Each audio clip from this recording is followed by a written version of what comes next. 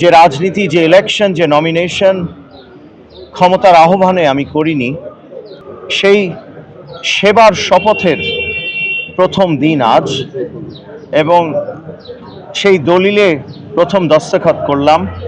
মাত্র যাত্রাটি শুরু হলো। আসলে আজকেই আমি বলবো না যে সব কিছুর আমার পেয়ে গেছি আমরা। মূলত এই যাত্রার অল্প কিছু কাজ, শুভ কাজ শেষ হয়ে আমাদের বাদবাকি লম্বা পথ আমরা যে যাত্রা করব সেটা শুরু করতে পারবো বলে আজকে আমরা একটা ইন্ডিকেশন অথবা একটা কাগজ পেলাম। আসলে রাজনীতি হবে গণমানুষের জন্য, শ্রমিকের জন্য, যারা বাংলাদেশের 15 থেকে 16 কোটি।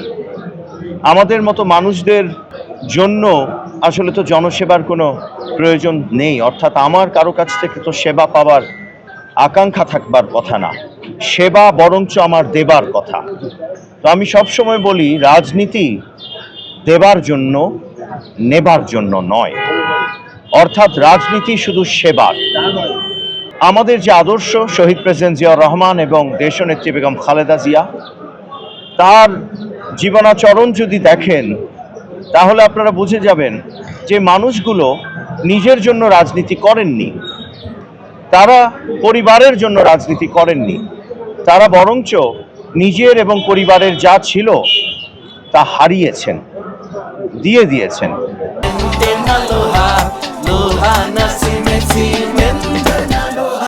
তো সেই দল, সেই মানুষগুলোর আদর্শ চিন্তাভাবনাকে সামনে রেখে আমি জনাব তারেক রহমানের হাতকে শক্তিশালী করবার জন্য চট্টগ্রাম 10-এ কাজ করে মানুষের কল্যাণে, মানুষের প্রত্যাশা পূরণ করে রাজনীতি করতে চাই। বাংলাদেশে যদি আমার দ্বারা একটি মানুষেরও কোনো উপকার হয় তাহলে আমি মনে করব আমার এই রাজনীতিতে আসা সার্থক হয়েছে। ম্যাডামের যে কাজগুলো, সেই কাজগুলোর মধ্যে সারাক্ষণ দেখি মানবপ্রেম, দেশপ্রেম। তো আমি একটা অন্য দীক্ষায় দীক্ষিত হয়ে রাজনীতি করছি, আমি এটাকে বলি ফিলান্থ্রপিক পলিটিক্স।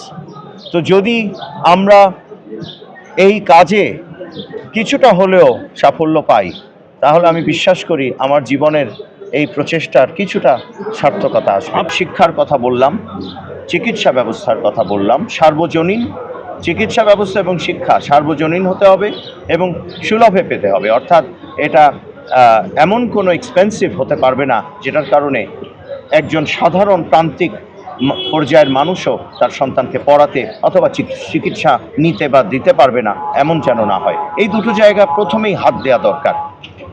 সাথে আছে কর্মসংস্থান এবং ব্যবসার জন্য পরিবেশ বান্ধব যে পরিস্থিতি দরকার দেশে, সেটা পরিষ্কার সুন্দর করা, জঞ্জালগুলোকে সরিয়ে নেওয়া।